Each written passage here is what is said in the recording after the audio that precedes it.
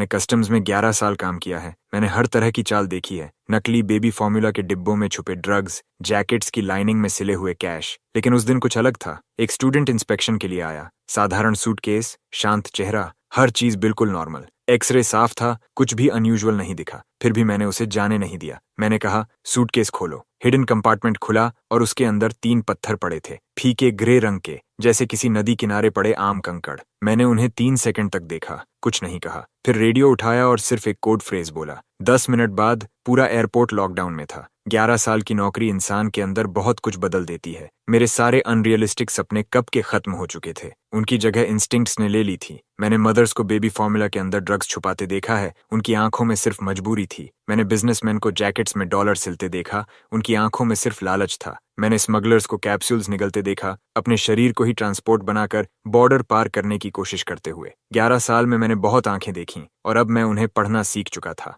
आज मेरी ड्यूटी थी टर्मिनल 3 इंटरनेशनल अराइवल्स पर, काउंटर 6। दोपहर के 3 बजे। भीड़ लगातार चल रही थी। तभी एक युवा लड़का सिल्वर सूटकेस लेकर मेरे सामने आया। साधारण सा लड़का, white T shirt, jeans, black framed glasses, बिल्कुल स्टूडेंट जैसा। उसने पासपोर्ट आगे बढ़ाया। कवर बिल्कुल नया था। मैंने खोला। लियो, उम्र 21 साल, कंट्री एच से स्टडीज पूरी करके लौट रहा था। मैंने कहा, वेलकम होम। उसने मुस्कुराकर जवाब दिया, थैंक यू। मैंने कहा, 1 मिनट सर, आपका लगेज एक्सरे से जाएगा। उसने तुरंत सिर हिलाया। कोई इरिटेशन नहीं। खुद सूटकेस बेल्ट पर रख दिया। सब कुछ बहुत परफेक्ट था, शायद जरूरत से ज्यादा परफेक्ट। एक्सरे मॉनिटर पर मैं देख रहा था। कपड़े, किताबें, कुछ स्नैक्स, रेजर, सब कुछ साफ। कोई सस्पिशियस शेप नहीं। एक्सरे देख रहे वेस्ली ने मुझे ओके साइन दिया, लेकिन मेरी नजर लियो पर थी। उसके चेहरे पर हल्की मुस्कान थी, पर उसका बायां अंगूठा बार बार इंडेक्स फिंगर की दूसरी नकल को रगड़ रहा था। बार बार, लगातार। मैंने ये सिग्नल पहले भी देखा था। मुस्कान बाहर की, डर अंदर का। मैंने कहा, सर, आपका लगेज क्लियर है, लेकिन इसे खोलिए।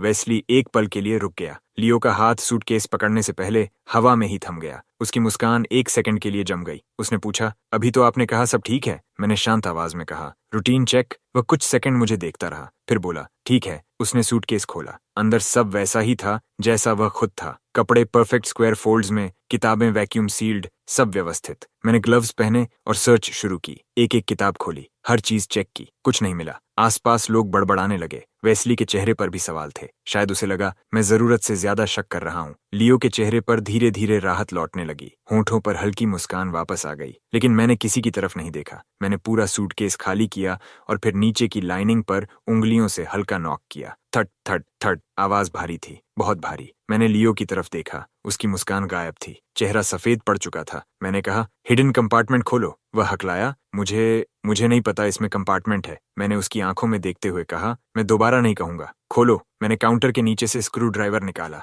लियो के होंठ कांपने लगे। मैंने और कुछ नहीं कहा। स्क्रू ड्राइवर सीम में घुसाया और जोर लगाया। क्लिक, पैनल खुल गया। एक पतली दरार बनी और उसके अंदर से मिट्टी और मशीन ऑयल की हल्की गंध बाहर आई। मैंने पैनल खींचकर अलग कर दिया। अंदर फोम की लेयर थी, उसमें 3 स्लॉट्स बने हुए थे और उन्हीं स्लॉट्स में रखे थे 3 पत्थर, फीके ग्रे, खुरदरे, अनियमित किनारों वाले, बिल्कुल नदी किनारे मिलने वाले साधारण पत्थर जैसे। वेस्ली झुककर देखने लगा। उसने कहा, पत्थर? इतने ड्रामे के लिए पत्थर? आसपास लोग फुसफुसाने लगे। लियो की सारी ताकत जैसे खत्म हो चुकी थी। वह काउंटर से टिक गया, हाँफते हुए उन पत्थरों को घूर रहा था। उसकी आंखों में कुछ था, डर, या शायद उससे भी ज्यादा कुछ। मैंने उसकी तरफ नहीं देखा। मेरी नजर सिर्फ उन पत्थरों पर थी। मैं उन्हें 3 सेकंड तक देखता रहा। फिर मैंने उनमें से एक उठाया। वह छूने में ठंडा था, उम्मीद से ज्यादा भारी। सतह खुरदरी थी और उस पर सूखी मिट्टी के निशान अब भी लगे हुए थे। मैंने पत्थर को उठाकर अपनी आंखों के सामने किया। ऊपर लगी तेज सफेद लाइट के नीचे उसे अलग अलग एंगल्स से घुमाने लगा और फिर एक खास एंगल पर, इतना छोटा कि शायद कोई और देख भी न पाता, पत्थर की सतह पर बैंगनी रंग की एक बेहद पतली रेखा चमकी, बाल से भी पतली। एक पल के लिए दिखाई दी और गायब हो गई। उसी क्षण मेरा दिल जैसे नीचे बैठ गया। मैंने पत्थर को धीरे से वापस रखा। बिना एक शब्द बोले मैंने कंधे से रेडियो उठाया और कॉल बटन दबाया। Counter 6, the stone is hard. Radio कुछ सेकंड के लिए शांत हो गया। फिर कैप्टन केविन की आवाज आई, तेज और बिल्कुल सीधी, कॉपी। सिर्फ 10 मिनट बाद टर्मिनल 3 का हर एग्जिट सील कर दिया गया। अचानक पूरे एयरपोर्ट में पियर्सिंग अलार्म्स गूंज उठे। अलार्म बजते ही इंस्पेक्शन हॉल फट पड़ा। लोग चीखने लगे, बच्चे रोने लगे। स्पीकर्स पर इमरजेंसी इवैक्यूएशन अनाउंसमेंट्स लगातार चलने लगे। हर तरफ अफरा तफरी मच गई। लियो वहीं फर्श पर गिर गया। उसके चेहरे से खून जैसे गायब हो चुका था, लेकिन मैंने उसकी तरफ देखा तक नहीं। सबसे पहले मैंने तीनों पत्थर वापस कंपार्टमेंट में रखे, पैनल बंद किया। सूटकेस बंद किया और उसके ऊपर एविडेंस सील लगा दी। तभी पूरी तरह आर्म्ड एयरपोर्ट टैक्टिकल पुलिस अंदर घुस आई। उन्होंने पूरे एरिया को घेर लिया। कोई नहीं हिलेगा, सब वहीं खड़े रहो। उनकी आवाजें पूरे शोर को चीरती हुई निकल रही थीं। कैप्टन केविन तेज कदमों से मेरी तरफ आया। उसके साथ कस्टम्स एंटी स्मगलिंग यूनिट के 2 ऑफिसर्स थे। उसके माथे की नसें तक उभर आई थीं। मैंने तुरंत रिपोर्ट दी। टारगेट लियो, मेल, उम्र 21, कंट्री एच से रिटर्निंग स्टूडेंट। हिडन कंपार्टमेंट में 3 पत्थर मिले। The stone is hard. Captain Kevin की आंखें सिकुड़ गईं। कस्टम्स प्रोटोकॉल में द स्टोन इज हार्ड सबसे ऊंचे स्तर का नेशनल सिक्योरिटी अलर्ट था। अगर ये कोड एक्टिवेट हो जाए तो इसका मतलब होता था ऐसा स्मगलिंग केस जो देश के मूल हितों को हिला सकता है। इसके बाद मामला कस्टम्स के हाथ से बाहर चला जाता था, सीधा नेशनल सिक्योरिटी टेक ओवर करती थी। केविन और मैं 7 साल से साथ काम कर रहे थे। मैंने ये कोड फ्रेज पहले कभी इस्तेमाल नहीं किया था, एक बार भी नहीं। वह जानता था मैं मजाक नहीं कर रहा। उसने पूछा, तुम श्योर हो? मैंने जवाब दिया, 100%। केविन ने तुरंत रेडियो उठाया। This is Captain Kevin of Capital Airport Inspection Division, initiating special containment protocol. Target identified at Terminal 3, Counter 6, requesting immediate takeover by Top Special Operations.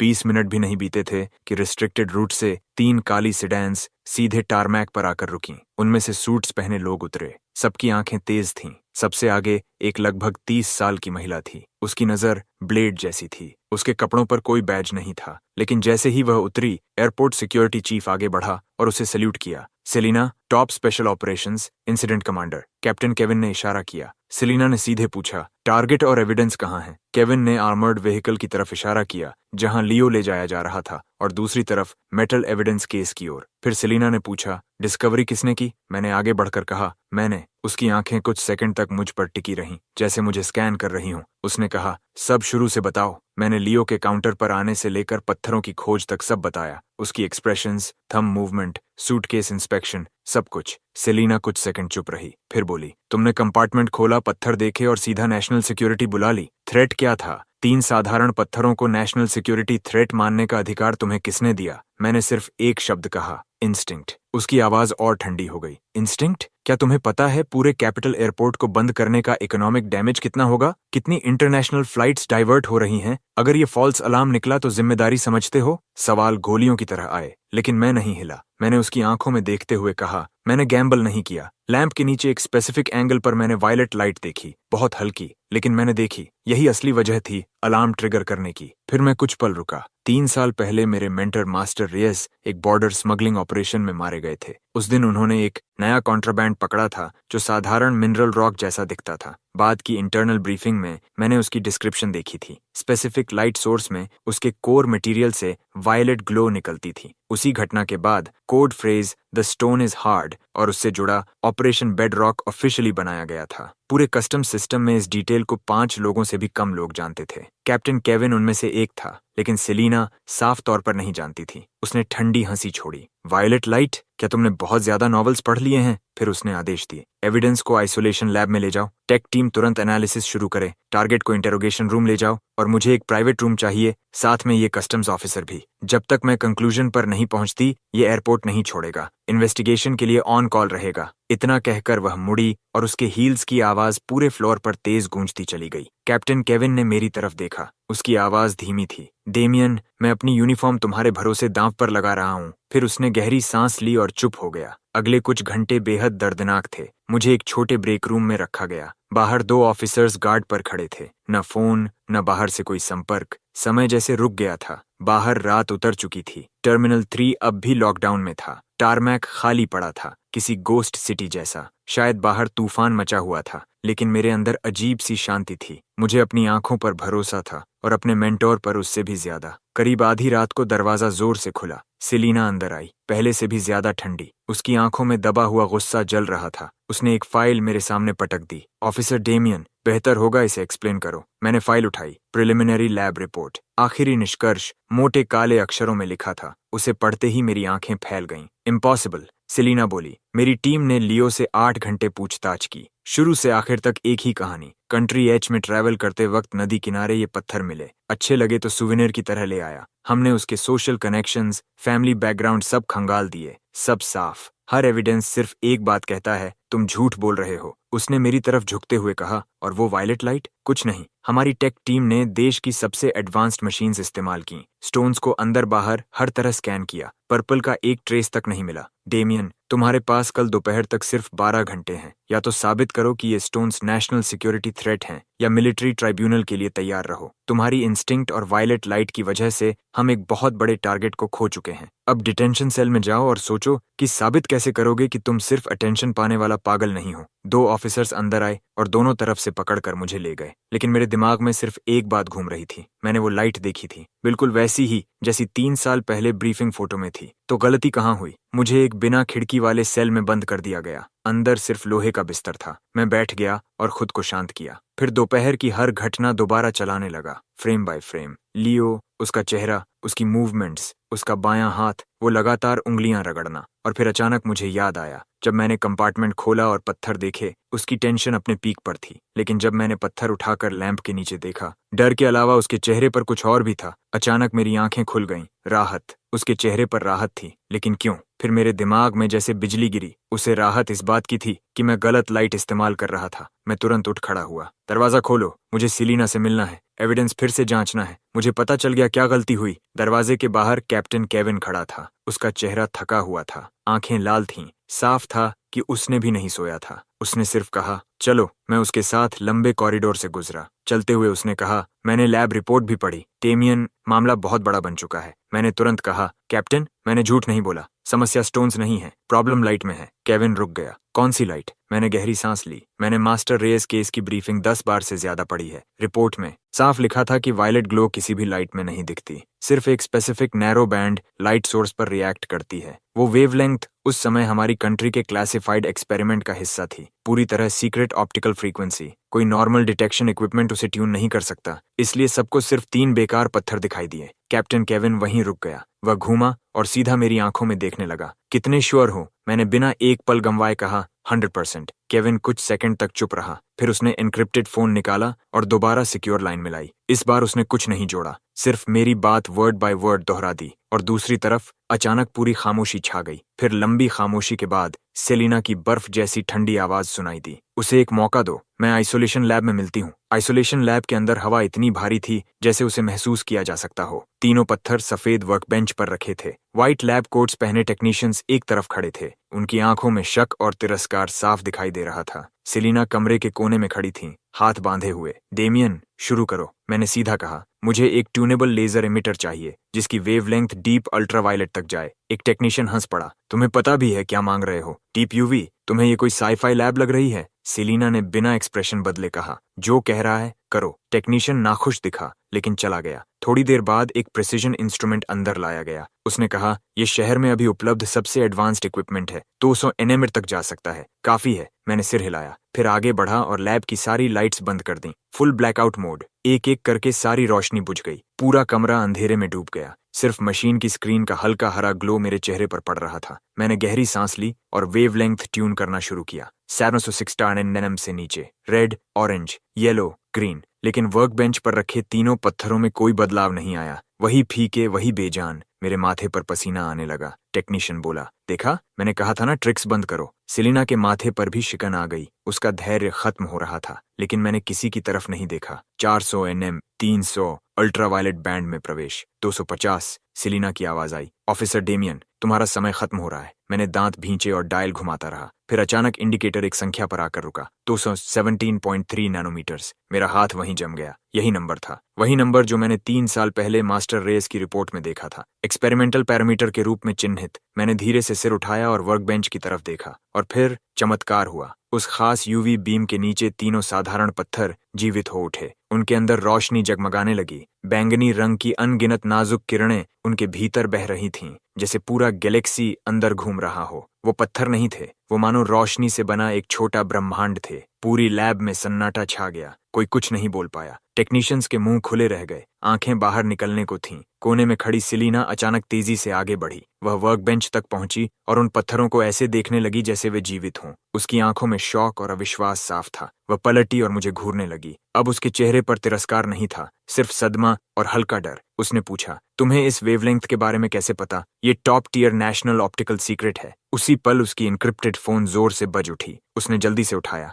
बोलो। दूसरी तरफ से आवाज आई, डायरेक्टर सेलिना, लियो टूट गया है। उसने सब बता दिया। कंट्री एच की एक ऑर्गेनाइजेशन ने उसे पैसे दिए थे ताकि वह ये 3 रॉ स्टोन्स देश में लाए। उसे कहा गया था कि ये पूरी तरह सेफ हैं, कोई भी इंस्ट्रूमेंट इन्हें डिटेक्ट नहीं कर सकता जब तक इन्हें एग्जैक्टली 217.3 नैनोमीटर की लाइट से इल्यूमिनेट न किया जाए। और मीटिंग पॉइंट। सेलिना के हाथ से फोन फिसल गया। उसके चेहरे का रंग उड़ चुका था। अब उसे समझ आ गया था। मैं उस क्लासिफाइड फ्रीक्वेंसी को इसलिए नहीं जानता था कि मेरी क्लियरेंस उससे ऊंची थी। मैं जानता था क्योंकि ये जानकारी 3 साल पहले मेरे मेंटोर की जान देकर मिली थी और उसने लगभग उस इंसान को मिलिट्री ट्राइब्यूनल भेज दिया था जो एक हीरो की आखिरी विरासत उठा रहा था। लैब में इतनी खामोशी थी कि सब एक दूसरे की धड़कन तक सुन सकते थे। उन 3 पत्थरों के अंदर बहती वायलेट गैलेक्सी जैसे हमारी अज्ञानता का मजाक उड़ा रही थी। कैप्टन केविन ने फोन उठाया। मीटिंग पॉइंट कहाँ है? जवाब आया, नेशनल डिजिटल लाइब्रेरी, 3री मंजिल, सेक्शन सी, लॉकर 307। समय दोपहर 3 बजे। सिर्फ 2 घंटे बचे हैं।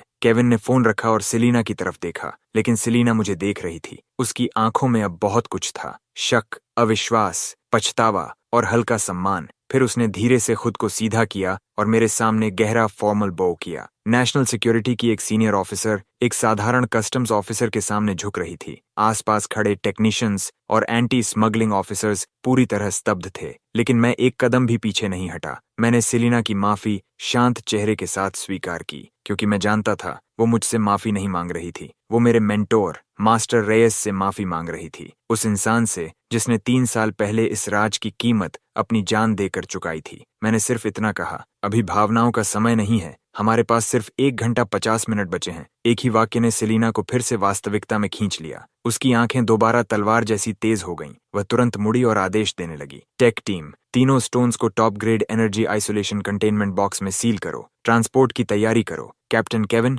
मुझे आपके सबसे अच्छे इंस्पेक्शन ऑफिसर्स चाहिए। कॉम्स, ट्रैफिक कमांड सेंटर से कनेक्ट करो। एयरपोर्ट से नेशनल डिजिटल लाइब्रेरी तक पूरा ग्रीन कॉरिडोर चाहिए। रास्ते की हर ट्रैफिक लाइट ग्रीन होनी चाहिए। एक्शन टीम, 1 मिनट में नीचे रिपोर्ट करो। Target, national digital library. कुछ देर पहले की हार और शक गायब हो चुके थे। उनकी जगह आने वाली लड़ाई का एड्रेनलिन ले चुका था। फिर उसने मेरी तरफ देखा। Officer Damien, special investigation act के तहत मैं बेडरॉक टास्क फोर्स की डायरेक्टर होने के नाते तुम्हें इस केस का स्पेशल एडवाइजर नियुक्त करती हूँ। अब से ऑपरेशन का हर कदम तुम्हारे साथ होगा। तुम्हारा जजमेंट सीधे मेरे फैसलों को प्रभावित करेगा। कोई ऑब्जेक्शन? मैंने बिना रुके कहा, नन। सेलिना ने सिर हिलाया। अच्छा, मूव आउट। सिर्फ 5 मिनट बाद 3 काली सेडान्स और 2 कस्टम्स असॉल्ट व्हीकल्स का कॉन्वॉय एयरपोर्ट के रिस्ट्रिक्टेड रूट से गरजता हुआ बाहर निकला। सायरन्स पूरे शहर को चीर रहे थे, जैसे कोई काली तलवार शहर के बीच से गुजर रही हो। मैं मिडिल कार की बैक सीट में बैठा था। बाईं तरफ सेलिना थी, दाईं तरफ कैप्टन केविन। कार के अंदर का माहौल दम घोंटने जैसा था। सेलिना एन्क्रिप्टेड टैबलेट में तेजी से फाइल्स स्क्रॉल कर रही थी। लियो ने सब कबूल लिया। वह सिर्फ करियर था, सबसे बाहरी मोहरा। उसे पैसे देकर इस्तेमाल किया गया। जिस ऑर्गेनाइजेशन ने उसे भर्ती किया वह खुद को आर्क कहती है, एक बेहद सीक्रेटिव इंटरनेशनल ऑर्गेनाइजेशन। हमारे पास उसका कोई रिकॉर्ड नहीं। उनका लक्ष्य था किसी भी कीमत पर इन रॉ स्टोन्स को देश में पहुंचाना। केविन ने पूछा, ये चीज आखिर है क्या? सेलिना ने सिर हिलाया। पता नहीं, नेशनल सिक्योरिटी डेटाबेस में इन स्टोन्स का कोई रिकॉर्ड नहीं, जैसे ये कहीं से अचानक आ गए हों। कुछ पल बाद उसने और कहा, लियो के मुताबिक आर्क ने उसे बताया कि ये स्टोन्स हेवन का गिफ्ट हैं, गॉड की, ऐसी चीज जो दुनिया बदल सकती है। गॉड की। मैंने खिड़की से बाहर गुजरती सड़कों को देखा। मेरे सीने का बोझ और भारी हो गया। मुझे लगातार महसूस हो रहा था कि ये सिर्फ स्मगलिंग नहीं है। मैंने धीरे से कहा, जो भी है इसे हैंडलर तक नहीं पहुंचने देना चाहिए। सेलिना ने मेरी तरफ देखा। उसकी आंखों में पहली बार अप्रूवल की झलक थी। सही कहा, मैंने मैक्सिमम कैप्चर प्रोटोकॉल एक्टिवेट कर दिया है। पूरी डिजिटल लाइब्रेरी अब एक जाल है। जैसे ही हैंडलर सामने आएगा, एक मक्खी भी बाहर नहीं निकलेगी। ट्रैफिक डिपार्टमेंट की पूरी मदद से 1 घंटे का रास्ता सिर्फ 30 मिनट में तय हुआ। दोपहर 2:10 पर कॉन्वॉय नेशनल डिजिटल लाइब्रेरी के साइड एंट्रेंस पर रुका। दरवाजे खुलते ही दर्जनों नेशनल सिक्योरिटी टैक्टिकल ऑपरेटिव्स बाहर निकले, काले कॉम्बैट गियर में, पूरी तरह आर्म्ड, चुपचाप, तेजी से, बिल्कुल शिकार पर निकलते तेंदुओं की तरह। कैप्टन केविन और उसकी टीम ने हर एग्जिट सील कर दिया। सेलिना ने कहा, डेमियन, मेरे साथ। वह मुझे हिडन स्टाफ कॉरिडोर से लाइब्रेरी के सेंट्रल सिक्योरिटी कंट्रोल रूम में ले गई। अंदर दर्जनों टेक्नीशियंस पहले से मौजूद थे। विशाल वॉल डिस्प्ले पर लाइब्रेरी के हर कोने के लाइव कैमरा फीड्स चल रहे थे। रिपोर्ट्स लगातार ईयरपीस में आ रही थीं। सभी exit secure, 3rd floor section C clear, civilians evacuate किए जा चुके हैं। K9 unit ready, Selina display के सामने खड़ी थी। उसकी आंखें बर्फ जैसी ठंडी थीं। अब इंतजार करते हैं कि मछली कब कांटा निगलती है। डेमियन, मुझे तुम्हारी आंखें चाहिए। यहाँ मौजूद लोगों में सिर्फ तुमने उस गोस्ट को देखा है। भीड़ में छिपे उस आदमी को पहचानने में मेरी मदद करो। कंट्रोल रूम में समय जैसे रेंग रहा था। सिर्फ मशीन्स की हल्की आवाजें सुनाई दे रही थीं। हर नस धनुष की डोरी की तरह खींची हुई थी। दीवार पर लगी घड़ी के लाल अंक धीरे धीरे बदल रहे थे, लेकिन हर सेकंड ऐसा लग रहा था जैसे किसी काउंटडाउन बॉम्ब की टिक टिक सीधे दिल पर चोट कर रही हो। स्केड्यूल्ड मीटिंग का समय आ जाता है। स्क्रीन पर थर्ड फ्लोर के सेक्शन सी का एंट्रेंस पूरी तरह खाली था। एक भी इंसान नहीं। टारगेट दिखाई नहीं दिया। सभी टीम्स अलर्ट रहें। रिलैक्स मत होना। उसके चेहरे पर घबराहट नहीं थी, लेकिन रेडियो पकड़ने वाली उंगलियों के नकल्स हल्के सफेद पड़ चुके थे। उसकी टेंशन साफ दिख रही थी। मैं भी स्क्रीन को घूर रहा था। हैंडलर आखिर आएगा कैसे? शार्प सूट पहने किसी आदमी की तरह, या किसी साधारण क्लीनर की तरह, या शायद वो आए ही ना और किसी अनजान सिविलियन को रिमोटली यूज करके हैंड ऑफ पूरा करवा दे। मैं खुद को हैंडलर की जगह रखकर हर पॉसिबिलिटी दिमाग में चलाता हूँ। टाइम आगे बढ़ता रहता है। 3:03 PM, फिर भी कुछ नहीं। डायरेक्टर सेलिना, क्या टारगेट आने वाला नहीं? चुप। लियो की गिरफ्तारी एयरपोर्ट के अंदर हुई थी। न्यूज लीक नहीं हुई। उन्हें नहीं पता कुरियर पकड़ा जा चुका है। वो आएंगे। वो अपनी बात पूरी नहीं करती, लेकिन मैं समझ जाता हूँ। जब तक हैंडलर की मीटिंग की डेफिनेशन हमारी जैसी ना हो। मेरी नजर फर्स्ट फ्लोर लॉबी के फीड्स पर घूमती है। लोग लगातार आ जा रहे थे। व्हाइट हेयर्ड बुजुर्ग, ब्राइट आइड स्टूडेंट्स, बच्चों के साथ पेरेंट्स। सब कुछ इतना नॉर्मल, इतना ऑर्डिनरी लाइफ से भरा हुआ था। अगर मैं हैंडलर होता तो क्या करता? मैं एग्जैक्ट मीटिंग टाइम पर कभी नहीं आता। बहुत ऑब्वियस। मैं बहुत पहले पहुंच जाता। लाइब्रेरी में एक नॉर्मल रीडर की तरह एंटर करता। कोई शांत कॉर्नर ढूंढता, बुक लेकर बैठ जाता। समुद्र में घुली बूंद की तरह गायब हो जाता। फिर जब एनवायरनमेंट क्लीन कंफर्म हो जाता, तब क्वाइटली मीटिंग पॉइंट की तरफ बढ़ता। मतलब वो शायद पहले से इस बिल्डिंग के अंदर हो सकता है। डायरेक्टर सेलिना, 3 बजे से 10 मिनट पहले की सारी कैमरा फीडबैक निकालो। 2:50 से 3 के बीच लाइब्रेरी में आने वाले हर मेल पर फोकस करो। सेलिना एक पल रुकती है, फिर समझ जाती है। मूव। जैसा ये कह रहा है वैसा करो। टेक्नीशियंस तुरंत काम में लग जाते हैं। 100 से ज्यादा फीड्स रिवाइंड होने लगती हैं। टाइम 2:50 पर रुकता है। प्लेबैक 8x स्पीड पर शुरू होता है। फिगर्स लाइब्रेरी डोर्स से गुजरती रहती हैं। मैं वॉल पर एक टाइल की तरफ इशारा करता हूँ। एक hidden corner camera. Face blurry था। फ्रेम में एक आदमी एंट्री चेक पॉइंट पार कर रहा था। मीडियम बिल्ड, उम्र लगभग 45 से 50। Grey jacket, gold rimmed glasses, हाथ में जर्मन एडिशन की फाउस्ट। बिल्कुल यूनिवर्सिटी प्रोफेसर जैसा। रिसर्च करने आया कोई स्कॉलर। उसका फेस जूम करो, फ्रेम एनलार्ज होती है। एनहांसमेंट के बाद आदमी का चेहरा साफ हो जाता है। एक पूरी तरह ऑर्डिनरी फेस, कोई फीचर नहीं। भीड़ में डालो तो सेकंड में गायब। इसे रन करो। Facial recognition. अभी इसकी पूरी इंफॉर्मेशन चाहिए। नेशनल सिक्योरिटी डेटाबेस चालू हो जाता है। कुछ सेकंड्स बाद रिजल्ट वापस आता है। मिल गया। डायरेक्टर प्रोफेसर चेस, 52 साल, कैपिटल यूनिवर्सिटी में German studies professor, doctoral adviser. Family background और सोशल टाइज पूरी तरह क्लीन। रिकॉर्ड पर एक भी दाग नहीं। नेशनल डिजिटल लाइब्रेरी का long term reader pass holder. हफ्ते में 2-3 बार यहाँ आता है। पूरी हैबिट्स रेगुलर। Perfect identity. अभी location, last position, second floor social sciences reading area, aisle के पास। लाइव फीड मेन स्क्रीन पर डालो। मेन डिस्प्ले पर प्रोफेसर चेस साफ दिखाई देता है। विंडो के पास टेबल पर बैठा चुपचाप पढ़ रहा था। सनलाइट उस पर पड़ रही थी। सामने स्टीमिंग टी का कप। पूरा सीन किसी पेंटिंग जैसा परफेक्ट था। बहुत परफेक्ट। डिस्गाइज जैसा परफेक्ट। यही हमारा आदमी है। क्यों? उसके हाथ देखो। जो स्कॉलर लगातार बुक्स पढ़ता है, उसकी फिंगर्स कैसी होती हैं? सालों तक पेजेस पलटने से इंडेक्स फिंगर और थंब पर फ्रिक्शन की वजह से स्मूथ कैलस बन जाती है। लेकिन उसके हाथ देखो। प्रोफेसर चेस कप उठाकर चाय पीता है। उसकी फिंगर्स लंबी, साफ, फिंगर टिप्स भरी हुई, स्किन स्मूथ, एक भी कैलस नहीं। ये स्कॉलर के हाथ नहीं है। ये ऐसे हाथ हैं जो शायद पेपर बुक्स छूते ही नहीं, शायद पेन तक नहीं पकड़ते। और सामने रखी बुक। मैं स्क्रीन घूरता हूँ। वो लगभग 20 मिनट से बैठा है और एक भी पेज नहीं पलटा। सेलिना की प्यूपिल्स तुरंत सिकुड़ जाती हैं। Sniper team, target lock. Second floor social sciences area, seat K17। किसी भी एबनॉर्मल मूवमेंट पर ऑन साइट न्यूट्रलाइजेशन ऑथराइज्ड है। उसी पल स्क्रीन पर मौजूद आदमी जैसे कुछ महसूस कर लेता है। वो बुक बंद करता है और खड़ा हो जाता है। ग्लासेस ठीक करता है, घड़ी की तरफ देखता है और बिना किसी जल्दबाजी के स्टेयरवेल की तरफ चल पड़ता है। Direction, third floor. Control room में मौजूद हर इंसान सांस रोक लेता है।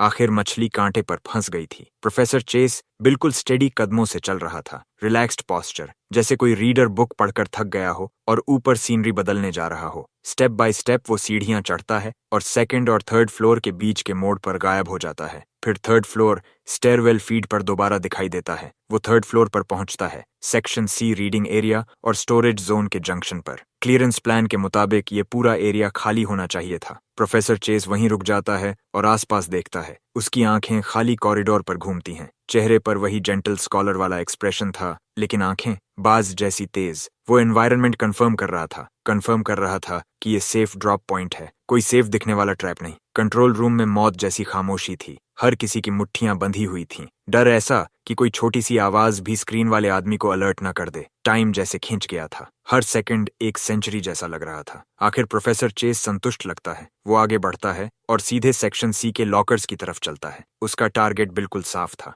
लॉकर 307। वो पॉकेट से एक की निकालता है, लेकिन वो नॉर्मल लॉकर की नहीं थी, एक एंटीक ब्रास की, अजीब शेप वाली। वो उसे लॉकर 307 के की होल में डालता है। मूव! सेलिना की आवाज बर्फ टूटने जैसी क्रैक करती है और हर ईयरपीस में गूंज जाती है। उसके शब्द खत्म भी नहीं होते कि पहले खाली पड़े कॉरिडोर से, बुक शेल्व्स के पीछे से, सीलिंग वेंट से 1 दर्जन से ज्यादा काले फिगर्स निकल आते हैं। नेशनल सिक्योरिटी के एलीट ऑपरेटिव्स, शैडोज से पैदा हुए गोस्ट्स, साइलेंट, लाइटनिंग फास्ट। ऊपर से एक स्पेशलाइज्ड इलेक्ट्रोमैग्नेटिक पल्स नेट गिरता है और प्रोफेसर चेज को पूरी तरह घेर लेता है। चारों तरफ से 1 दर्जन बंदूकें उसकी तरफ उठ जाती हैं। ऑपरेशन शुरू होने से लेकर पूरी तरह दबोचने तक आधा सेकंड भी नहीं लगा। प्रोफेसर चेज की पूरी घुमा भी नहीं पाया था। उसका एक्सप्रेशन फ्रीज हो जाता है। जेंटल स्कॉलर वाला मास्क एक पल में टूट जाता है और उसकी जगह इंटेंस शॉक और अजीब सी मुस्कान ले लेती है। हाँ, वो मुस्कुरा रहा था। दर्जनों गन सिर पर होने के बावजूद वो मुस्कुरा रहा था। प्रोफेसर चेज, आप गिरफ्तार हैं। प्रोफेसर चेज उसकी तरफ देखता तक नहीं।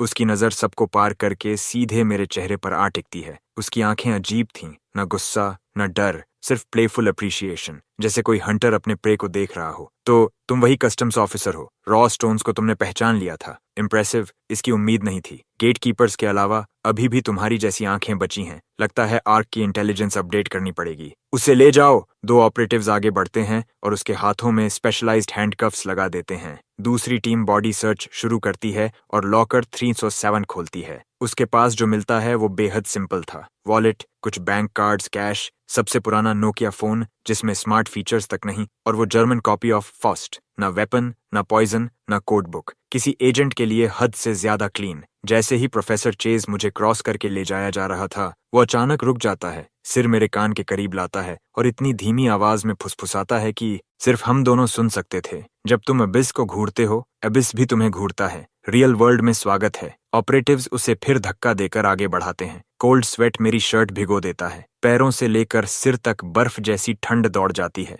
ये आदमी मुझे जानता है। वो यहाँ हैंड ऑफ के लिए नहीं आया था। लाइब्रेरी में एंटर करने के पल से शायद उसका टारगेट मैं था। ये एक ट्रैप था, एक डेथ ट्रैप मेरे लिए। लेकिन अब बहुत देर हो चुकी थी। जैसे ही प्रोफेसर चेज का शरीर एलिवेटर में धकेला जाने वाला होता है, उसकी गर्दन अचानक ऐसे एंगल पर मुड़ती है जैसा इंसानी शरीर कर ही नहीं सकता। हड्डी टूटने की तेज क्रैक। उसने खुद अपनी गर्दन तोड़ ली। उसका शरीर सीधा जमीन पर गिर जाता है और चेहरे पर वही जीत वाली मुस्कान जमी रहती है। सब कुछ पलक झपकते हो गया। हर कोई स्टन्ड था, डेड। और ऐसे ही हमारी इकलौती लीड ने सबके सामने अपनी जान ले ली। इतनी एब्सोल्यूट रिजॉल्व के साथ, इतने इम्पॉसिबल तरीके से। पूरा सीन मौत जैसी खामोशी में डूब गया। बुक चेक करो। अचानक मेरे दिमाग में कुछ क्लिक करता है। मैं एविडेंस बैग से फाउस्ट निकालता हूँ और पागलों की तरह पेजेस पलटने लगता हूँ। कोई हिडन कंपार्टमेंट नहीं, कोई मार्किंग्स नहीं, बस एक ऑर्डिनरी प्रिंटेड बुक। लेकिन जैसे ही मैं आखिरी पेज पर पहुंचता हूँ, मेरी प्यूपिल्स सिकुड़ जाती हैं। कॉपीराइट पेज के नीचे पब्लिकेशन डेट के पास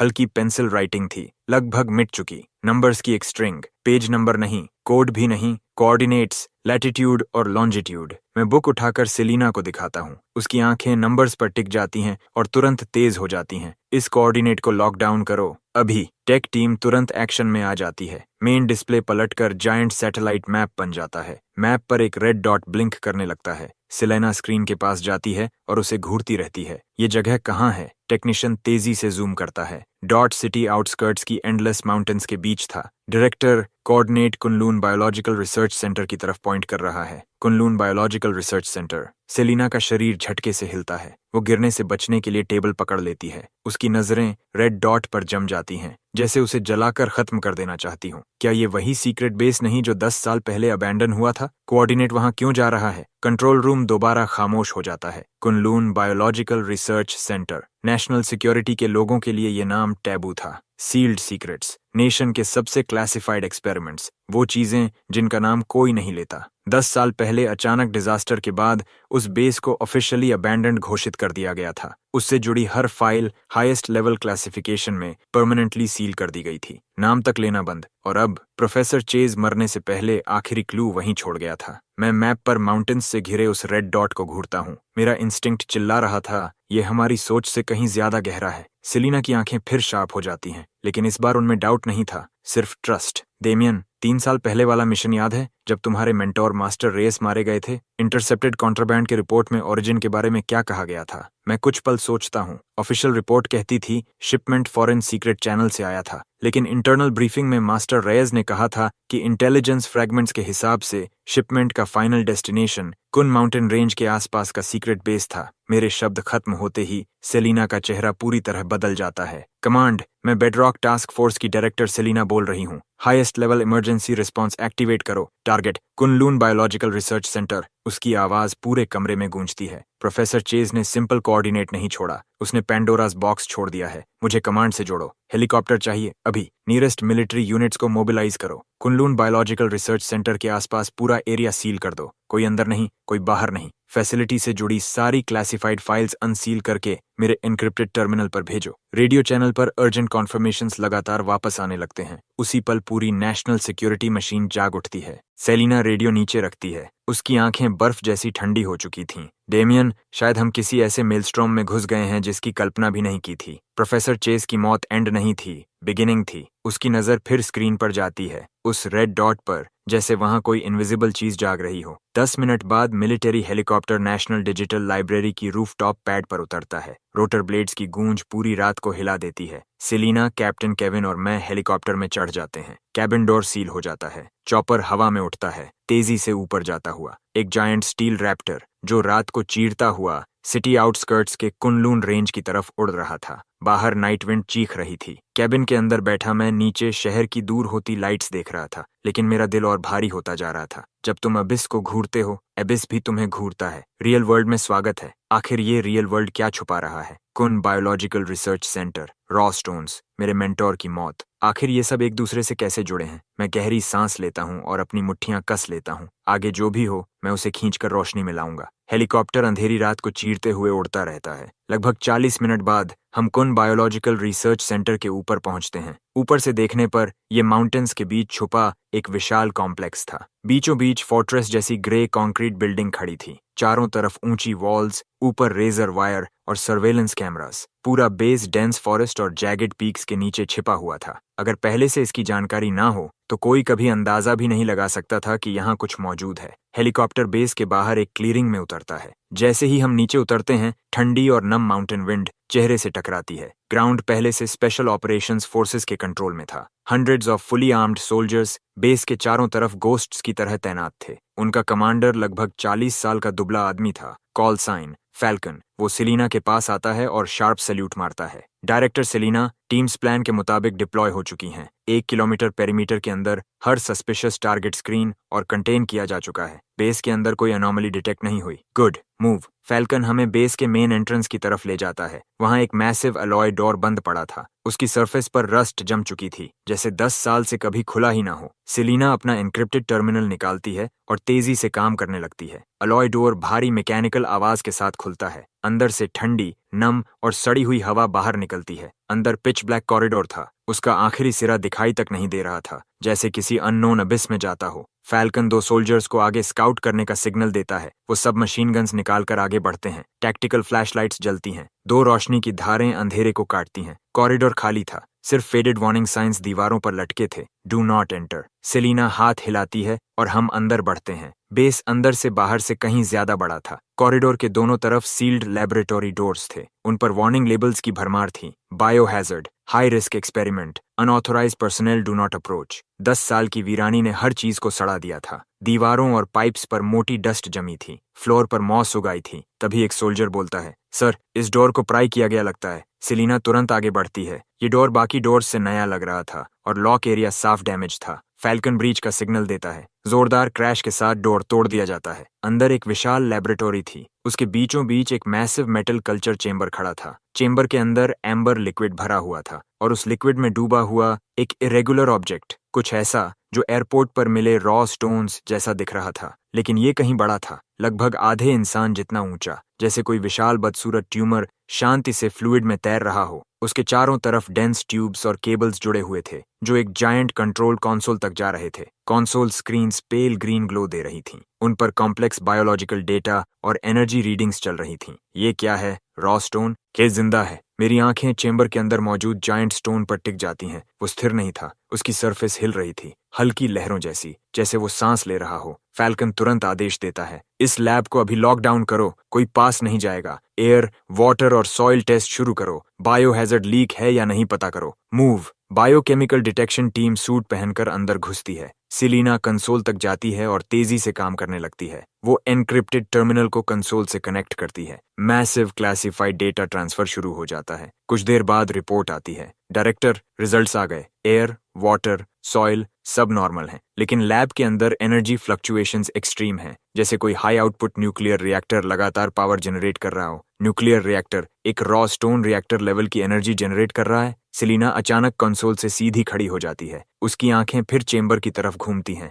भारी और गंभीर। यही प्रोफेसर चेस का असली टारगेट था। वो 3 छोटे रॉ स्टोन्स चुराने नहीं आया था, वो यहाँ इस बड़े वाले को एक्टिवेट करने आया था। मेरा दिमाग एक पल के लिए खाली हो जाता है। एक्टिवेट? रिएक्टर लेवल एनर्जी वाली इतनी विशाल लिविंग चीज, एक रॉ स्टोन इस स्केल का। उसी पल सेलिना का एन्क्रिप्टेड टर्मिनल अचानक अर्जेंट अलार्म टोन्स से गूंज उठता है। वो नीचे देखती है और उसका चेहरा राख जैसा सफेद पड़ जाता है। बुरा हुआ, प्रोफेसर चेस का कोऑर्डिनेट फाइनल डेस्टिनेशन नहीं है। ये सिर्फ एक की है, ऐसी की जो किसी स्पेसिफिक डिवाइस को एक्टिवेट करने के लिए बनी है। बायोलॉजिकल रिसर्च सेंटर सिर्फ एक सिग्नल रिले है। असली डेस्टिनेशन उससे भी नीचे है, उस फॉरबिडन जोन में जहां हम कभी पहुंच ही नहीं पाए। और नीचे फैल्कन का चेहरा बदल जाता है। यहीं तक हमारी एक्सेस लिमिट है, इसके आगे सिर्फ लेजेंडरी फॉरबिडन जोन है। मैक्सिमम ग्रेड डिफेंसेस उसके ब्लूप्रिंट्स तक सील्ड हैं। सेलिना उसकी बात अनसुनी कर टर्मिनल को घूरती रहती है। स्क्रीन पर अब एक नया और भी ज्यादा सीक्रेट कोऑर्डिनेट फ्लैश कर रहा था। कुनलून बायोलॉजिकल रिसर्च सेंटर के बहुत नीचे। फैल्कन, तुम्हारे सारे डिमोलिशन एक्सपर्ट्स चाहिए। जितनी जल्दी हो सके फॉरबिडन जोन तक रास्ता उड़ाओ। डायरेक्टर, वो काम नहीं करेगा। उस जोन की डिफेंसेस न्यूक्लियर बंकर स्टैंडर्ड्स पर बनी है। टॉप टियर चार्जेस से भी एक सीम खोलने में कम से कम 20 घंटे लगेंगे। 20 घंटे? सेलिना की आवाज ठंडी हो जाती है। हमारे पास इतना समय नहीं है। लियो ने पहले ही बताया था मीटिंग टाइम आज 3 बजे था। प्रोफेसर चेस लाइब्रेरी में ठीक 3 बजे सिर्फ हमें रोकने आया था, टाइम बाय करने। उसने कोऑर्डिनेट एक्टिवेट किया, यहाँ के रॉ स्टोन को एक्टिवेट किया, लेकिन उसका असली उद्देश्य नीचे फॉरबिडन जोन एक्टिवेट करना था। अगर मैं सही हूँ तो अंदर की चीज पहले से एक्टिवेट हो चुकी है। उसकी नजर जायंट रॉ स्टोन पर जाती है। उसकी सरफेस अब पहले से ज्यादा तेज रिपल कर रही थी। एम्बर लिक्विड हल्की वायलेट ग्लो देने लगा था। ये बड़ा रॉ स्टोन एनर्जी कन्वर्टर है। ये किसी नेचुरल एनर्जी को अब्सॉर्ब करता है और प्रोफेसर चेस के कोऑर्डिनेट के जरिए उसे सिग्नल में बदल देता है। वही सिग्नल फॉरबिडन जोन एक्टिवेट कर रहा है। मेरी बात सुनकर सेलिना की आंखों में चमक आ जाती है। तुम सही हो, उस जोन के अंदर सपोजिडली वो चीज दबी है जो हमारे देश को दशकों पहले मिली थी। आउटर स्पेस से आई कोई mysterious object, highest level classification, code name God की। कुन बायोलॉजिकल रिसर्च सेंटर उसी पर सीक्रेट रिसर्च करने के लिए बनाया गया था, लेकिन रिसर्च के दौरान कुछ अनकंट्रोलेबल हो गया और हमें उसे सील करना पड़ा। मेरी सांस अटक जाती है। प्रोफेसर चेस का हेवन का गिफ्ट और गॉड की वही है। सब कुछ अचानक क्लियर हो जाता है। तो आर्क रॉ स्टोन्स नहीं चाहता, उन्हें गॉड की चाहिए। रॉ स्टोन सिर्फ एनर्जी सेल्स हैं उसे स्टार्ट करने के लिए। लियो कुरियर था, प्रोफेसर चेस एक्टिवेटर। उनका असली गोल रॉ स्टोन से नीचे दबी गॉड की को अवेकन करना था। अगर गॉड की जाग गई, मैं बात अधूरी छोड़ देता हूँ, क्योंकि आगे का मतलब कोई सोच भी नहीं सकता था। तो सब कुछ खत्म हो सकता है। क्या अंदर जाने का कोई और रास्ता है? कुछ सेकंड की खामोशी के बाद सेलिना बोलती है। 10 साल पहले डिजास्टर के बाद अगर जोन में कुछ अनकंट्रोल्ड म्यूटेशन हो जाए, इसके लिए हमने एक इमरजेंसी सेल्फ डिस्ट्रक्शन पैसेज बनाया था। उस पैसेज से हाई एनर्जी मटेरियल इंजेक्ट करके अंदर की हर चीज पूरी तरह डिस्ट्रॉय की जा सकती है, लेकिन वो रुकती है। वो वन वे है, जो अंदर जाता है वापस नहीं आता और अंदर ट्रैप्स और डिफेंसेस भरे हैं। कभी फील्ड टेस्ट भी नहीं हुआ, कोई कभी पार नहीं गया। मैं सिलीना की तरफ देखता हूँ। मुझे वहां ले चलो डायरेक्टर, फैल्कन तुरंत बोल पड़ता है। आप नहीं जा सकती, आप टास्क फोर्स डायरेक्टर हैं। लेकिन सिलीना उसे रोक देती है। मैं डायरेक्टर हूँ, मेरी क्लियरेंस यहाँ सबसे ऊंची है। सिर्फ मैं सारे अलार्म्स और सेफ गार्ड्स डिसेबल कर सकती हूँ। सिर्फ मैं तुम्हें अंदर पहुंचा सकती हूँ। डेमियन, वो मेरी तरफ देखती है। मेरे साथ चलो, मुझे तुम्हारा इंस्टिंक्ट चाहिए, तुम्हारी आंखें चाहिए। मैं धीरे से सिर हिलाता हूँ। समझ गया, ये अब सिर्फ मेरे बारे में नहीं था, देश, लोग, सबकी सेफ्टी की बात थी। फैल्कन की आंखों में सम्मान की हल्की चमक उभरती है। वो कुछ नहीं कहता, बस हमें बेस के और भी गहरे हिस्से में एक हिडन कॉर्नर तक ले जाता है। वहां एक अलॉय डोर खड़ा था जो आसपास की दीवार से अलग ही नहीं दिख रहा था। सिलीना के एन्क्रिप्टेड कमांड पर डोर धीरे धीरे खुलता है और उसके पीछे एक पैसेज दिखाई देता है, पहले से ज्यादा गहरा, ज्यादा अंधेरा, ज्यादा ठंडा। एंट्रेंस पर एक लाल वार्निंग साइन लगा था, no entry for the living. मैं गहरी सांस लेता हूँ और सिलीना की तरफ देखता हूँ। उसका चेहरा डरावनी हद तक शांत था। चलो, और मैं उसके पीछे अंदर कदम रख देता हूँ। कैप्टन केविन और फैल्कन बाकी सोल्जर्स के साथ एंट्रेंस पर पोजीशन संभाल लेते हैं। डोर बंद होने से पहले सिलीना आखिरी बार बोलती है, ध्यान से सुनो, जो भी हो, मेरे ऑर्डर के बिना कोई पास नहीं आएगा, कोई अंदर नहीं आएगा। रूल तोड़ने वालों को देखते ही गोली मार दी जाएगी। एलॉय डोर धीरे धीरे हमारे पीछे सील हो जाता है। उसी पल हमारा बाहर की दुनिया से हर कनेक्शन कट जाता है। अननोन डार्कनेस हमें पूरी तरह निगल लेती है। अब सिर्फ हमारी अपनी हार्ट बीट सुनाई दे रही थी और मौत जैसी घुटन भरी गंध बढ़ती जा रही थी। यही फॉरबिडन जोन था। एलॉय डोर ने बाहर की दुनिया से हर रिश्ता काट दिया था। डार्कनेस मोटी काली स्याही की तरह चारों तरफ लिपटी हुई थी, ठंडी, नम और रस्टेड मेटल और सड़ी हुई धूल की स्मेल से भरी। सिलीना टैक्टिकल फ्लैशलाइट ऑन करती है। सफेद रोशनी की एक धार 10 साल की खामोशी को चीर देती है। लाइट के सामने एक लंबा पतला टनल दिखाई देता है जो नजरों से परे तक जा रहा था। दीवारें कंक्रीट की नहीं थीं, किसी अनजान डार्क सिल्वर मेटल से बनी हुई। सरफेस इतनी स्मूथ कि एक भी सीम नहीं, जैसे पूरा टनल किसी एक जायंट मेटल ब्लॉक से कार्व किया गया हो। सिलीना धीमी आवाज में बोलती है, 10 साल पहले का highest grade military alloy. Theory के मुताबिक ये छोटी न्यूक्लियर ब्लास्ट भी झेल सकता है। पास रहो, अब से हम फुल कॉम्बैट रेडीनेस में हैं। कोई भी अनकन्फर्म्ड लिविंग थिंग हॉस्टाइल मानी जाएगी। फ्लैशलाइट के बिना भी मैं आसपास की आउटलाइंस मुश्किल से देख पा रहा था। टनल बहुत लंबा था। हम करीब 5 मिनट चले होंगे कि अचानक मेरा दिल जोर से सिकुड़ जाता है। सीधा सामने से इंटेंस डेंजर की लहर आती है। रुको, सिलीना उसी पल रुक जाती है। वेपन सीधा आगे, शरीर धनुष की तरह तना हुआ। क्या हुआ? आगे कुछ है, पता नहीं क्या, लेकिन डेंजरस है। पक्का? पूरी तरह। मैं सामने अंधेरे में घूरता हूँ। खतरे का एहसास बढ़ता जा रहा था, जैसे डार्कनेस में कोई इनविजिबल आंख हमें ठंडेपन से देख रही हो। सिलीना बिना सवाल किए पॉकेट से ग्लो स्टिक निकालती है और आगे फेंक देती है। वो लगभग 50 मीटर उड़कर फ्लोर पर गिरती है। उसी पल कॉरिडोर लाल रोशनी से फट पड़ता है। अनगिनत ब्लड रेड बीम्स एक दूसरे में जुड़कर आधे सेकंड से भी कम वक्त में जायंट 3D लेजर ग्रिड बना देती हैं। ग्लो स्टिक हवा में ही पाउडर बन जाती है। Infrared triggered laser grid. Selina की आवाज भारी हो जाती है। मिलिट्री की टॉप टियर डिफेंस। ट्रिगर हुआ तो कुछ भी जिंदा नहीं बचता। वो मेरी तरफ देखती है। तुमने महसूस कैसे किया? इंस्टिंक्ट। अब मैं कॉरिडोर को घूरता हूँ। ऐसे सिस्टम्स हमेशा पैटर्न पर चलते हैं, या फिक्स्ड इंटरवल या ओवरराइड कोड। हमारे पास कोड नहीं है तो इंतजार करेंगे, या पावर खत्म होने का या शट डाउन विंडो का। और हम अंधेरे में इंतजार करते हैं। 1 minute, 5, 10। Standard defence systems power बचाने के लिए पल्स साइकिल्स पर चलते हैं, हमेशा एक्टिव नहीं रह सकते। तभी सिलीना कुछ सोचती है। वो पॉकेट से छोटी मेटल बॉल निकालती है और धीरे से पैर से आगे धकेलती है। बॉल फ्लोर पर लगभग बिना आवाज के रोल करती है। 1 मीटर, 2, कुछ नहीं। इंफ्रारेड नहीं, मोशन भी नहीं। तो ट्रिगर क्या है? अचानक समझ आता है। Sound trigger. ग्लो स्टिक गिरते वक्त हल्की आवाज हुई थी, लेकिन ये बॉल सॉलिड है, आवाज लगभग नहीं। सिलीना की प्यूपिल्स सिकुड़ जाती हैं। वो हाथ उठाकर साइलेंस सिग्नल देती है, फिर आगे इशारा करती है। मीनिंग साफ था। अब से कोई आवाज नहीं, सांस नहीं, हार्ट बीट तक नहीं। लगभग इम्पॉसिबल। हमारी आंखें मिलती हैं और दोनों को एक ही चीज दिखती है, रिजॉल्व। 2 गोस्ट्स की तरह हम धीरे, बहुत धीरे किलिंग जोन में कदम रखते हैं। जब आखिर मैं जोन के बाहर निकलता हूँ, मेरी कॉम्बैट गियर पूरी तरह पसीने से भीग चुकी थी। हम बच गए थे, लेकिन राहत लेने का वक्त नहीं मिला। कॉरिडोर के आखिर में एक डोर दिखाई देता है, अलॉय डोर, थोड़ा खुला हुआ। गैप से सिकली पेल लाइट बाहर निकल रही थी। सिलीना और मैं एक दूसरे को देखते हैं। वो टैक्टिकल साइन देती है। वो ब्रीच करेगी, मैं कवर। हम दोनों वॉल से चिपक कर आगे बढ़ते हैं। दिल फिर गले तक आ चुका था। सिलीना जोर से डोर पर किक मारती है। डोर खुलता है। वो रोल करते हुए अंदर घुसती है और मैं उसके ठीक पीछे। लेकिन जैसे ही हम अंदर का दृश्य देखते हैं, हम दोनों पूरी तरह जम जाते हैं। ये एक विशाल सर्कुलर सेंट्रल कंट्रोल चेंबर था, लगभग बास्केटबॉल कोर्ट जितना बड़ा। दीवारों पर अनगिनत बड़े डिस्प्ले स्क्रीन्स लगे थे, लेकिन हर स्क्रीन बंद थी। चेंबर पूरी तरह बर्बाद हो चुका था। टेबल्स और चेयर्स उलटे पड़े थे। डॉक्यूमेंट्स पूरे फ्लोर पर बिखरे हुए थे। हर चीज पर धूल की मोटी परत जमी थी, जैसे 10 साल पहले डिजास्टर के उसी पल समय रुक गया हो। और उस भारी खून की बदबू का सोर्स सामने उठा हुआ प्लेटफॉर्म था। उसके नीचे दर्जन से ज्यादा बॉडीज, व्हाइट लैब कोट्स पहने हुए, लेकिन अब सिर्फ सूखी स्केलेटन्स बची थीं। कुछ के हर छेद से खून निकला था, चेहरे दर्द से मुड़े हुए, हड्डियां टूटी हुई। कुछ के सीने में किसी शार्प वेपन से विशाल छेद कर दिया गया था। यही था 10 साल पहले के डिजास्टर का सीन, नरक का दृश्य। सेलिना की आवाज धीमी पड़ जाती है। ये कुन-लून प्रोजेक्ट के कोर रिसर्चर्स थे। मेरे टीचर प्रोफेसर थियोडोर भी प्रोजेक्ट लीडर्स में से एक थे। इंसिडेंट के बाद उन्हें मिसिंग घोषित किया गया था। मैंने कभी नहीं माना कि वो यहाँ मरे होंगे। उसकी आंखें स्केलेटन्स में किसी फैमिलियर चेहरे को ढूंढ रही थीं।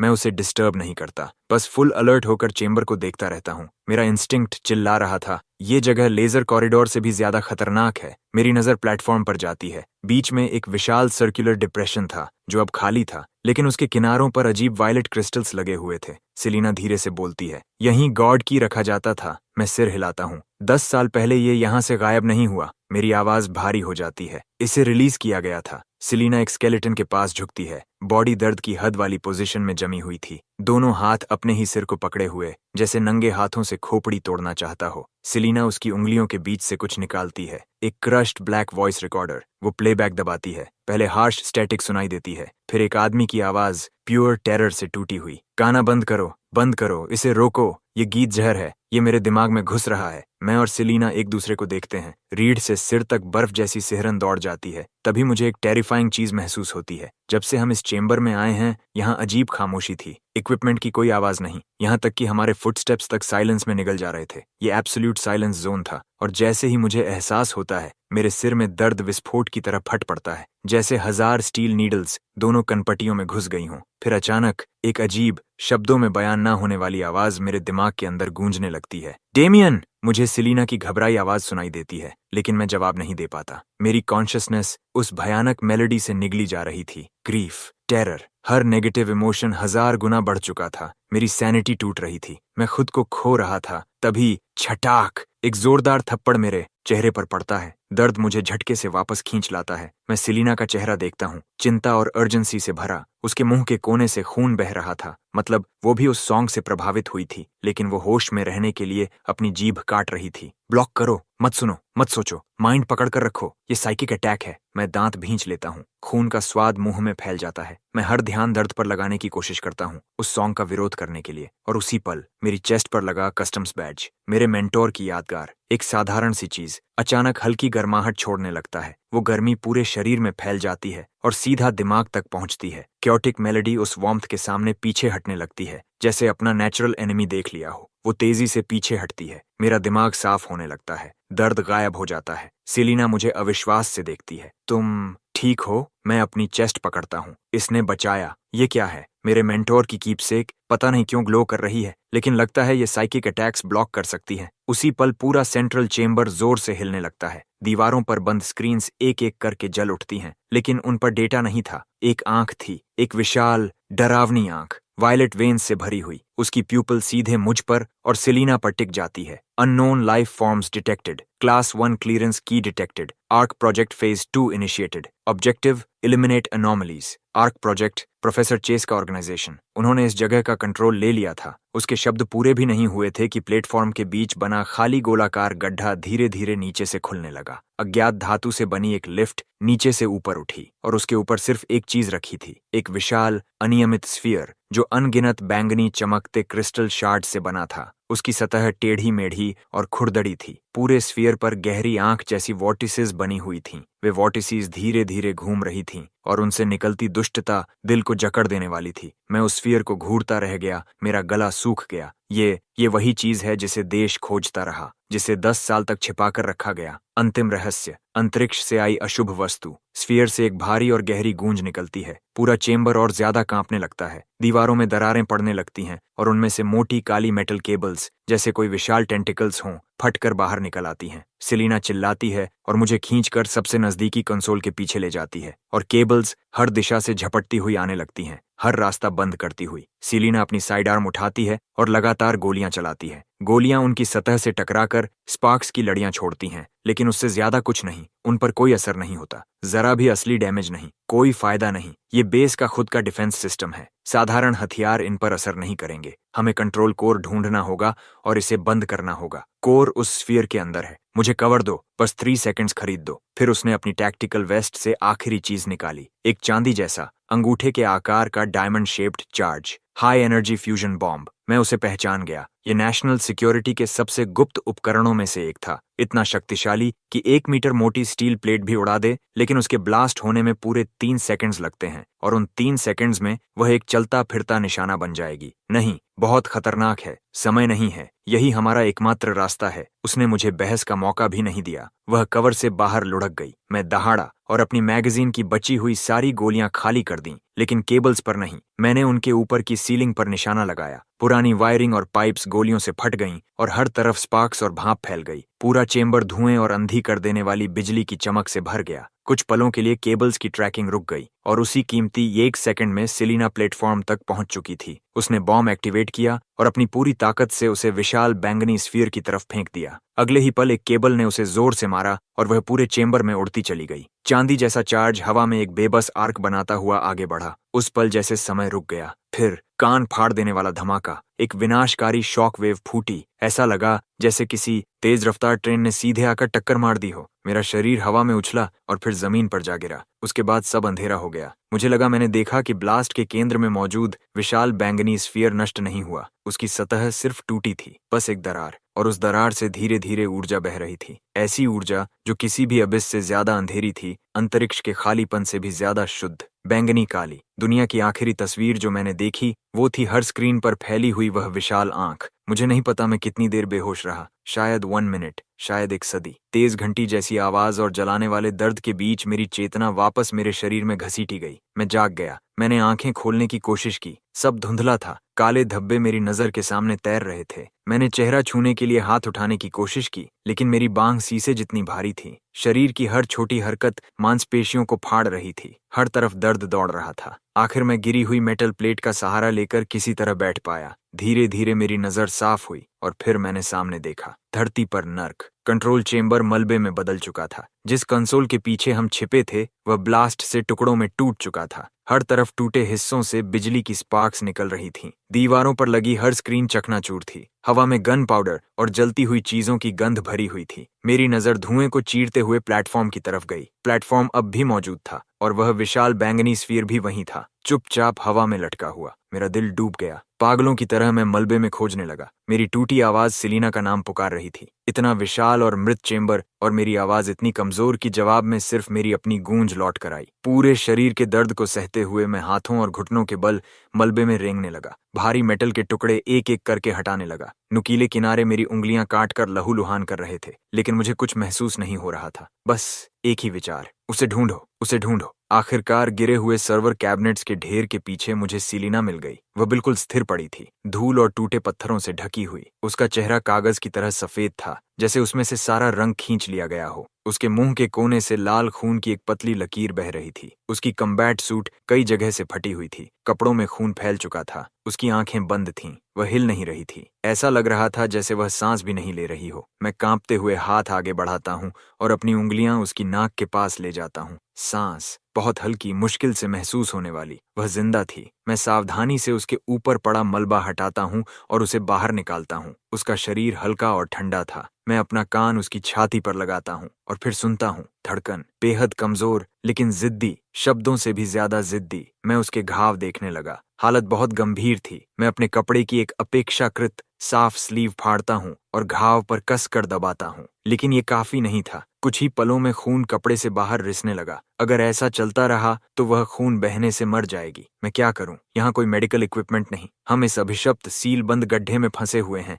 दुनिया से कटे हुए। तभी अचानक मेरी छाती पर लगा कस्टम्स बैज, जो मास्टर रेज ने मुझे छोड़ा था, फिर से हल्की गर्म ऊर्जा छोड़ने लगा, जैसे कोई अनजानी ताकत मुझे रास्ता दिखा रही हो। मैंने बैज निकाल लिया और फिर चमत्कार। जो मैंने देखा उसे देखकर मैं कुछ पल के लिए बोल ही नहीं पाया। वह घाव जो लगातार खून बहा रहा था, आंखों के सामने भरना शुरू हो गया, इतनी तेज गति से कि साफ दिखाई दे रहा था। मेरे पास सवाल पूछने का समय नहीं था। मुझे सिर्फ इतना पता था कि सेलिना फिलहाल खतरे से बाहर है। मैंने राहत की सांस छोड़ी और वहीं फर्श पर बैठ गया। जिंदा बचने की थकान किसी ज्वार की तरह मुझ पर टूट पड़ी। दीवार से टिककर मैं भारी सांसें लेने लगा और तभी मेरी आंख के कोने से कुछ दिखा। चेंबर के दूसरी तरफ कंकाल। वो रिसर्चर्स जिन्हें 10 साल पहले मर जाना चाहिए था, वे हिल रहे थे। ये भ्रम नहीं था, मैंने साफ देखा। प्लेटफॉर्म के आसपास बिखरे 1 दर्जन से ज्यादा सफेद स्केलेटन्स धीरे धीरे कांप रहे थे, डरावने तरीके से। बैंगनी काली टेंड्रिल्स, छोटी जहरीली सांपों जैसी, वापस हड्डियों के अंदर घुस रही थीं। ये वही अशुभ ऊर्जा थी जो गॉड की दरार से बाहर निकल रही थी। वो गायब नहीं हुई थी, उसे नए होस्ट मिल गए थे। हड्डियों के एक दूसरे से रगड़ने की आवाज पूरे शरीर में सिहरन दौड़ा रही थी। फर्श पर पड़े स्केलेटन्स की हड्डियां जबरदस्ती दोबारा जुड़ रही थीं। वे धीरे धीरे उठ रहे थे। नहीं, वह खड़े होना नहीं था। उनके शरीर इंसानी एनाटॉमी को चुनौती देने वाले आकार में मुड़ रहे थे। उस बैंगनी काली ऊर्जा ने उन्हें खड़ा कर रखा था और फिर उनके ऊपर कुछ उगने लगा। अर्धपारदर्शी क्रिस्टल्स जो अजीब बैंगनी चमक छोड़ रहे थे। कुछ ही सेकंड्स में स्केलेटन्स पूरी तरह बदल गए। अब वे इंसान नहीं लग रहे थे। वे विकृत ह्यूमनॉइड आकृतियों में बदल चुके थे जो बैंगनी क्रिस्टल से बनी थीं। उनके शरीर किसी अजीब पारदर्शी पदार्थ जैसे थे। उनके हाथों में कोई हथियार नहीं था, वे बस चुपचाप खड़े थे। 1 दर्जन से ज्यादा अदृश्य आंखों की जोड़ी अचानक सेलिना और मेरी तरफ मुड़ी। उसी पल मुझे लगा मेरी आत्मा जम गई। ये आखिर है क्या? गॉड की ऊर्जा। उसने शरीरों को दूषित कर दिया है। Purify, eliminate. तो यही उनकी योजना है। वे इस जगह को अपना घोंसला बनाना चाहते हैं। उसके शब्द सुनकर मेरी रीढ़ में ठंड उतर गई। घोंसला? क्या ये क्रिस्टल क्रीचर्स वही नई स्पीसीज थीं जिन्हें आर्क बनाने की कोशिश कर रहा था? और तभी हमारे बात करते करते वे चलने लगे। जो सबसे पास था उसने धीरे धीरे अपनी बांह उठाई और हमारी तरफ इशारा किया। फिर उसका शरीर पिघलने लगा, जैसे किसी मोम की मूर्ति को भयंकर गर्मी में डाल दिया गया हो। वह तेजी से बैंगनी चिपचिपे तरल में बदल गया। वह तरल जमीन पर फैलने लगा और जीवित चीज की तरह हमारी तरफ बहने लगा। उसका उद्देश्य हमला करना नहीं था, वह हमें बदलना चाहता था। सोचने का समय नहीं था। मैंने सेलिना को अपनी पीठ पर उठाया और दौड़ पड़ा। हमारा पीछे हटने का रास्ता बंद हो चुका था। ये जगह एक सील बंद निराशाजनक पिंजरा बन चुकी थी। मैं कहाँ जाऊं? मेरी आंखें टूटे कंसोल्स पर घूमी। ज्यादातर कबाड़ बन चुके थे, लेकिन कोने में दीवार में फंसा एक इमरजेंसी बैकअप टर्मिनल अब भी चालू था। उसकी स्क्रीन अब भी जल रही थी। सेलिना को पीठ पर लादे हुए मैंने अपनी बची हुई सारी ताकत इकट्ठी की और उसकी तरफ भागा। उसे नीचे रखा, दूसरे हाथ से धूल से भरी टच स्क्रीन को तेजी से चलाया और बेस का स्ट्रक्चरल मैप खोलने लगा। आखिरकार स्क्रीन पर 3 डायमेंशनल लेआउट दिखाई दिया और जो मैंने देखा उससे मेरी सांस अटक गई। ये जगह मेरी कल्पना से कहीं ज्यादा जटिल थी। जिस कंट्रोल चेंबर में हम थे उसके नीचे 5 और विशाल स्तर मौजूद थे।